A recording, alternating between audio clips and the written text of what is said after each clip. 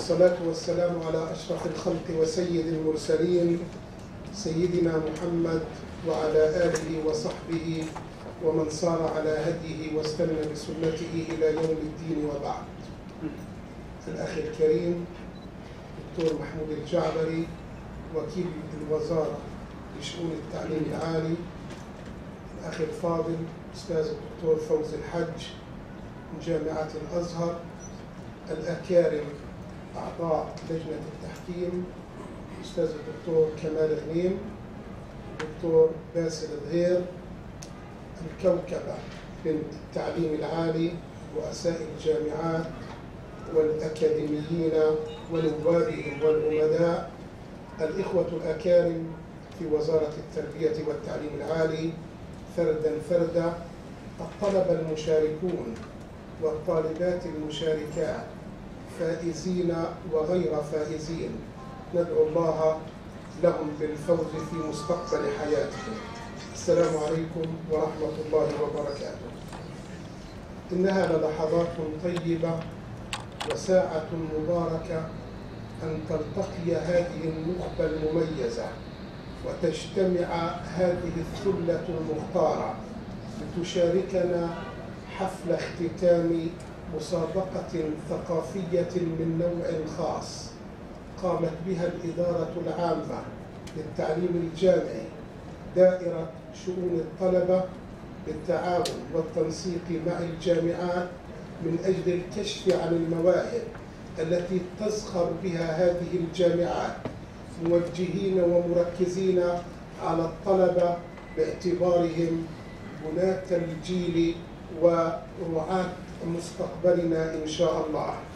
أيها الإخوة الحضور، إننا نقرأ في هذه المسابقة نوعا من التفاعل والتعاضد والتكامل ما بين الوزارة والجامعات والكليات على طريق تفعيل الأنشطة التربوية الموجهة، لأننا نؤمن إيمانا لا يتزعزع أن من بين هؤلاء الطلبة من يمتلك مواهب عدة، وأعتقد أن المستقبل سيحتضن هؤلاء الطلبة، ولذلك قمنا بهذه المسابقة وكأننا نجأر بأعلى صوت لنا ومن عمق حناجرنا نقول لاتحاد الكتاب الفلسطينيين أو للمؤسسات التعليمية الراعية: انظروا وتأملوا في هذه الفئة التي كشفنا الغطاء عنها حتى يتم احتضانها من خلال أساليب متعددة، أقلها أن تطبع هذه الأعمال لأنها تعطي صورة واضحة عن واقع الشعب الفلسطيني وآماله معا. أيها الإخوة الحضور، لست بصدد الإطالة والاستفاضة في الحديث عن إجراءات هذه المسابقة، لأنني سأدع المجال للدكتور محمود كي يتحدث عنها أو عن العبر المستفادة منها، لكنني يكفي أن أقول أن هذه المسابقة تتزامن مع أنشطة أخرى في التعليم العالي في وزارة التربية من أجل تنشئة هذا الجيل وفق معايير مخطط لها ضمن خطتنا الاستراتيجية. فقبل الإعلان عن نتيجة هذه المسابقة كان هناك الملتقى الشبابي أو الإرشادي الذي قامت به أيضا الإدارة العامة للتعليم الجامعي والإدارة العامة للتعليم التقني والمهني، وهي نخبة من الطلبة والطالبات قدمنا لهم بعض الإرشادات والمهارات التي رأينا أنها ضرورية لهم من أجل التغلب على مشكلاتهم.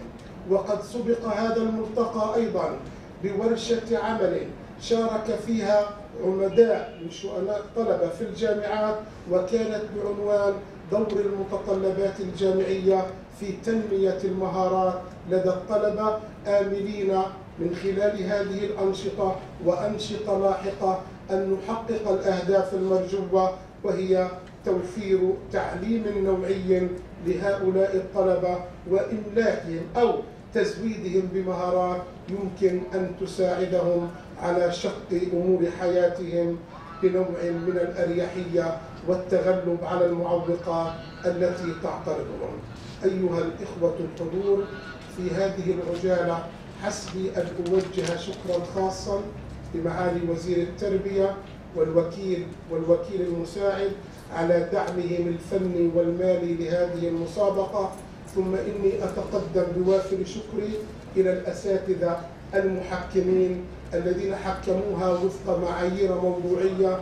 أشكر أيضا الإدارة العامة للعلاقات الدولية على مساعدتها لنا في إتمام وإنجاز هذه المسابقة، وشكر خاص للإدارة العامة للخدمات على توفيرها كل المطلوب. لست أنسى أبدا دائرة شؤون الطلبة في الإدارة العامة للتعليم الجامعي على إنجاز هذه المسابقة على أكمل وجه، وأخص بالذكر الأستاذ أحمد أبو هربيل والأستاذ سميح مليحة والأستاذ محمد نعيم وبقية العاملين في الإدارة العامة للتعليم الجامعي. أختم أيها الإخوة ونحن بصدد الحديث عن مسابقة ثقافية، أنني ذات يوم كنت أحكم مسابقة من هذا النوع، ولفتت انتباهي قصيدة طويلة أقتطع منها مقطعا لطالبة تجأر بالشكوى من هذا العنى أو المعاناة التي تعانيها، فقالت في هذه القصيدة مقطعا: لا تطاوعني نفسي أن أتركه، سأسمعكم إياه. ماذا تقول؟ أنا قصة صاغ الأنين حروفها، ولها من الألم الدفين سياق. وقف اليهود على الطريق فلا تسل عما جناه القتل والإحراق. وحشية يقف الخيال أمامها متصاغرا متضائلا وتمجها الأذواق. أنا لا أريد طعامكم وشرابكم، وهي في الإلقاء تلوح بيديها إلى جهات معينة. أنا لا أريد طعامكم وشرابكم، فدمي هنا يا نائمون يراق. والسلام عليكم ورحمة الله.